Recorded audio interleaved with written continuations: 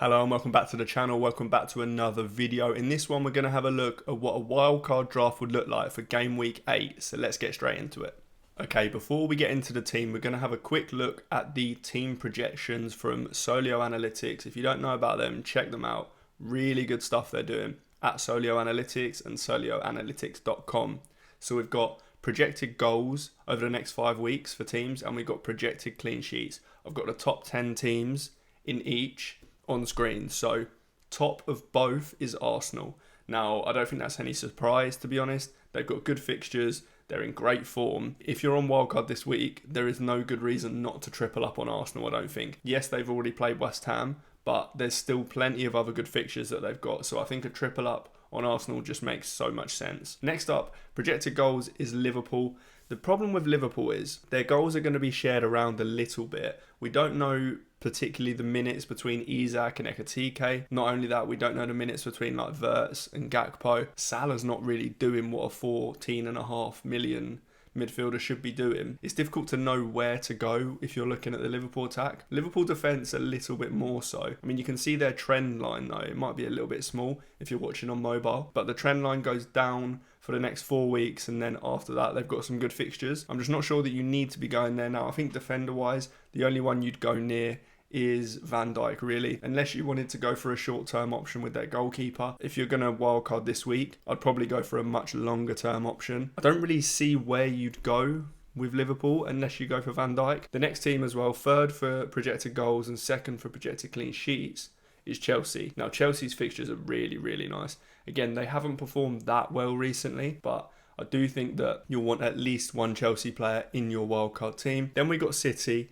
They're fourth on both. Now, obviously, we're going to go with Haaland in the team. He will be in the team. If you're going to wildcard this week, you would have him. But their trend line goes down a bit as well. So we probably don't need the triple up like we would have had a couple of weeks ago. Then it's Brighton for projected goals. The only real player I like for Brighton is Minte. He isn't in this draft, but he is pretty close. And as we get onto the team and go through it, I'll explain some of the players that don't make the team that I do really like as well. Then it's Newcastle on both. So Newcastle defence looks fantastic right now. Newcastle going forward also don't look too bad. They're not kind of Arsenal, Chelsea levels going forward, but they're still not too bad. And then projected clean sheets wise as well, we've got Fulham, whose trend line goes sky high after a few weeks. So we know who we're going for in that Fulham defence. Everton this next week have City, so their trend line goes up a little bit after that, but I'm not sure that they're the best defence. Then Palace, then Bournemouth, and then projected goals wise after Newcastle it's Bournemouth, Palace, Spurs and Man United. So the usual suspects really. But now, bearing that in mind, let's get onto the team. Okay, starting off with the goalkeepers, and Dubravka's no real surprise in here. He's the only 4 million goalkeeper option that's playing right now. You're not going to have to play him much given the other goalkeeper, whoever you go with, you'll play most weeks.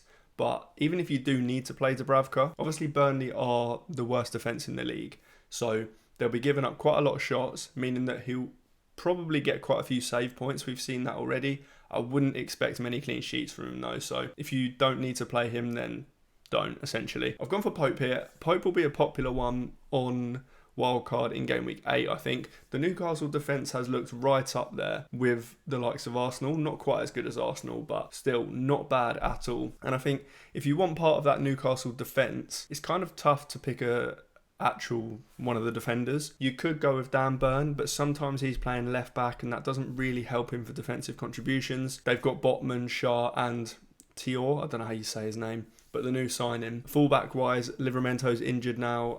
I'm just not sure that there's a real safe option in the defence, so I think it makes sense to go with Pope. Another reason for this is that David Raya is obviously a very popular option given the Arsenal defence.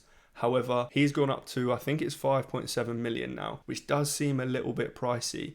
If you've already got on him at a cheaper price, then you maybe just keep him and go with him. But I just think he is quite expensive now when you could get one of their defenders for not much more. Another option instead of Pope, if you wanted to spend a little bit less, you could go with Petrovic from Bournemouth. I kind of like that. The Bournemouth defence has been a bit better than we expected. And if you've watched my channel before, you know that I don't like spending much money on goalkeepers. So a 4.5 and a 4 million option and then spending the money in the actual outfield team is a great option, although I don't really think you need to do that at the moment. We're not really tight on funds with the likes of Salah not performing, Palmer injured, Isak probably not much of an option right now. I don't think you're really tight on funds when you're making the team. So I do like Pope. I don't hate Sanchez. We saw in the team projections, Chelsea for projected clean sheets were pretty high up. Sanchez in his own right isn't a great goalkeeper, let's be honest. I think Chelsea fans will say that as well. He's not the best goalkeeper, but that doesn't really matter. The Chelsea defence,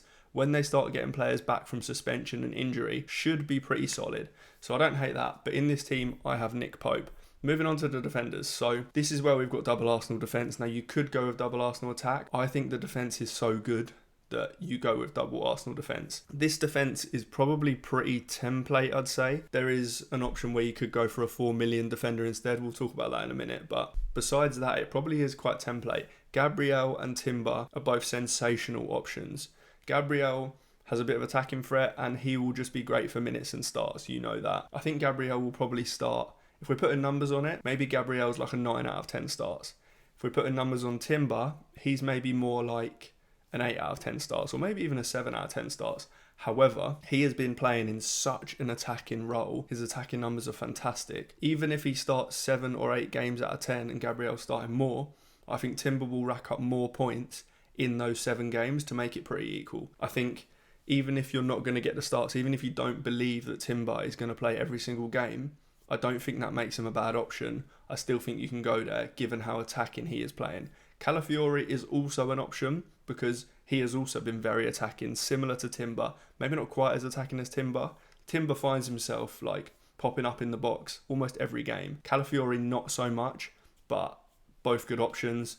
I've gone with Munoz here. You don't have to go for Munoz here. The only reason I've gone for him is that I couldn't really find another use for the money. I had Richards in this slot. I think Richards is a really, really good option, by the way. I've got him in my own team. I've had him since game week 1. And the reason for that is that he is fantastic for defensive contributions. A lot of people will be saying, why don't you go for Gehi instead? Gehi's also good, but Gehi is not as good as Munoz for attacking returns, but not as good as Richards for defensive contributions. I think you pick your camp. You pick either defensive contributions and go Richards, who's cheaper than Gehi, or you go for attacking returns and you pick Munoz, who's basically playing as a right winger. The positions that he's popping up in are outrageous. So yeah, you can go Richards here if you want to spend some money elsewhere. I just actually couldn't find anywhere else to spend the funds, so I went for Munoz instead of Richards. On the bench, we've got Senesi, Anderson, 2 DEFCON guys.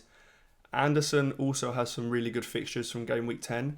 And he's great for defensive contributions, as I just mentioned. So I think he's a bit of a no-brainer in this team. Senesi, again, he could be someone else here. He could maybe be a 4 million option. If you didn't want any of these guys, if you didn't want to go so heavy in defence, for example, I mean, Gabriel, Timber and Munoz is quite a lot of money spent in defence.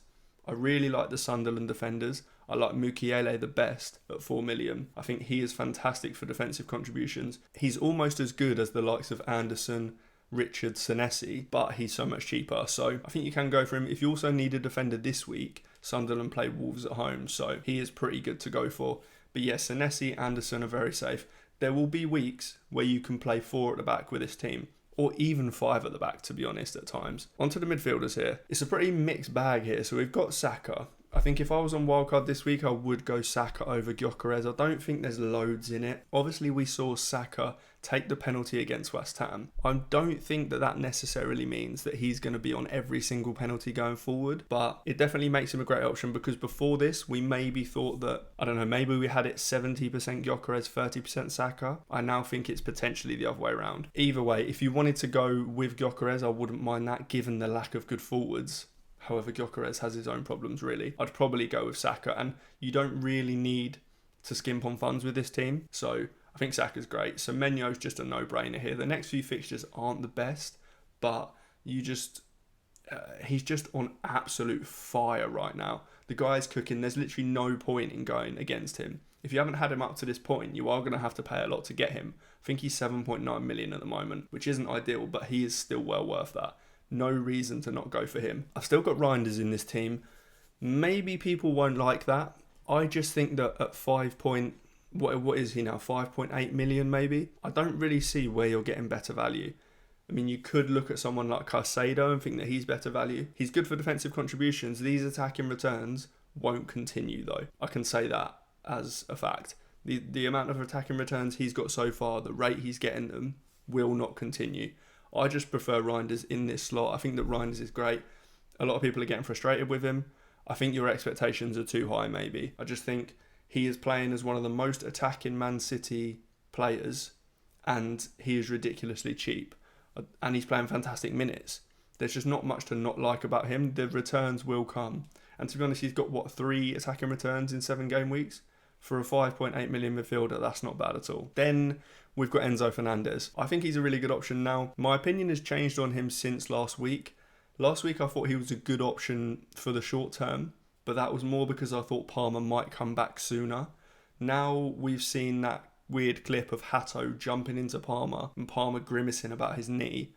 I think that Palmer might be out for a little bit longer than we initially thought. I don't think Palmer will be back for game week 8. I mean, I don't actually have any information on this. I'm just speculating, but I wouldn't be surprised if Palmer's not back for game week 8 or game week 9 or a little bit longer. So Enzo is taking up some really nice positions. He's basically playing as a number 10 with João Pedro up top, which I don't know if that will definitely continue because João Pedro isn't great as a number 9, but Enzo in his own right is fantastic. We know he's on penalties without Palmer on the pitch, and I think Palmer's not going to be on the pitch for longer now. So I think Enzo's a fantastic option. The fixtures are fantastic for Chelsea as well. Nottingham Forest away this week. If Ange Postecoglou's still in charge, that is a fantastic fixture for them. They have looked awful under Ange.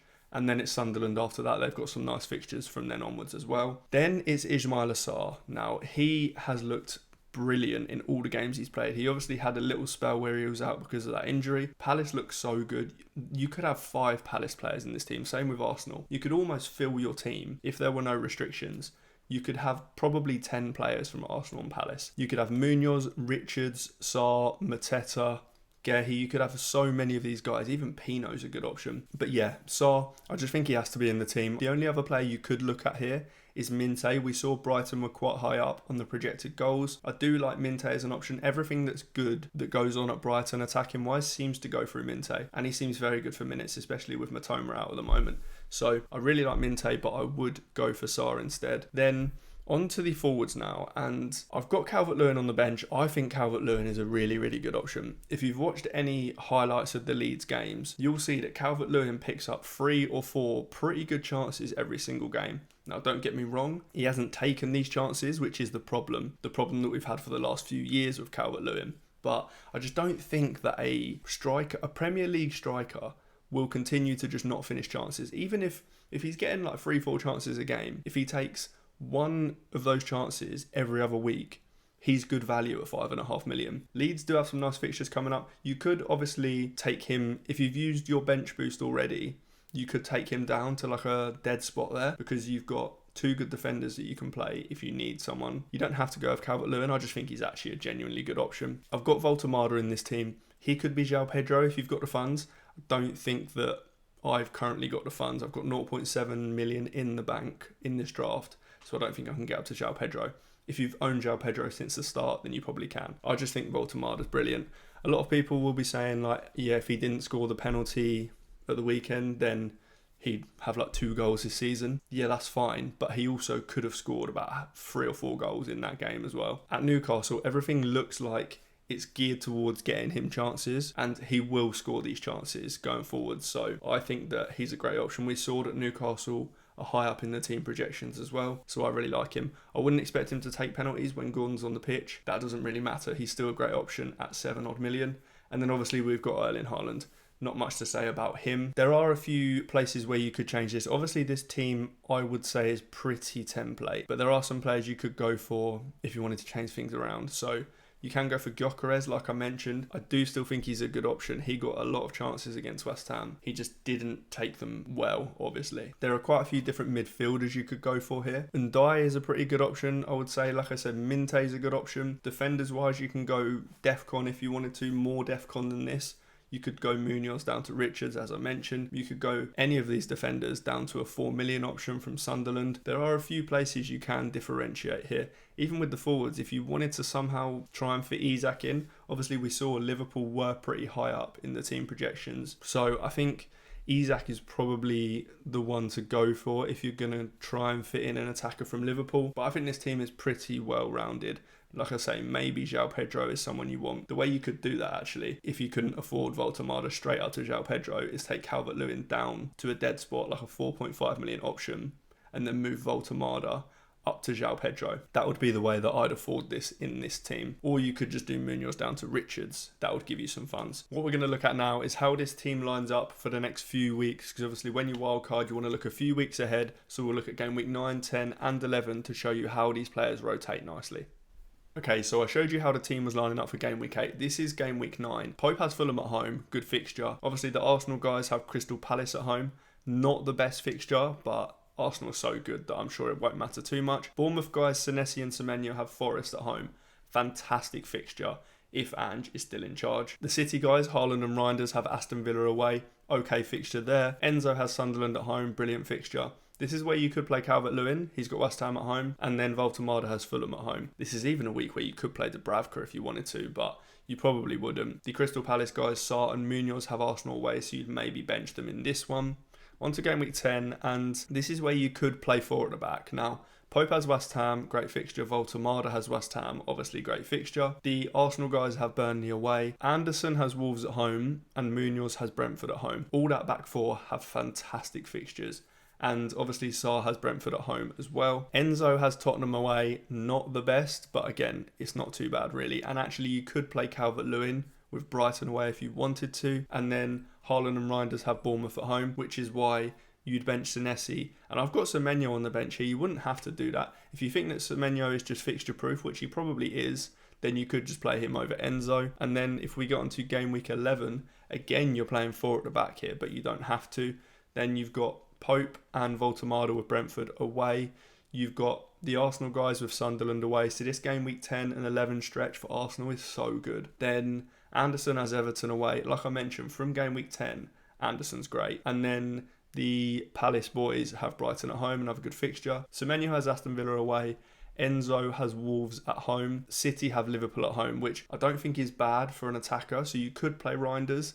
Again, Calvert-Lewin's got Forest, not a bad fixture. It all works pretty well for the next 3 weeks at least. So you get game week 8, game week 9, game week 10, game week 11, where you don't have to make a transfer. I mean, you could maybe want some Liverpool guys from game week 12 onwards, but you can roll 3 or 4 free transfers by that point. That is the wildcard team. Let me know if you like it in the comments. Let me know what you change. But for now, make sure you hit like. Make sure you subscribe. 83% of you are not subscribed and it really helps. So please hit the button. But that's all for this one. I will see you in the next one.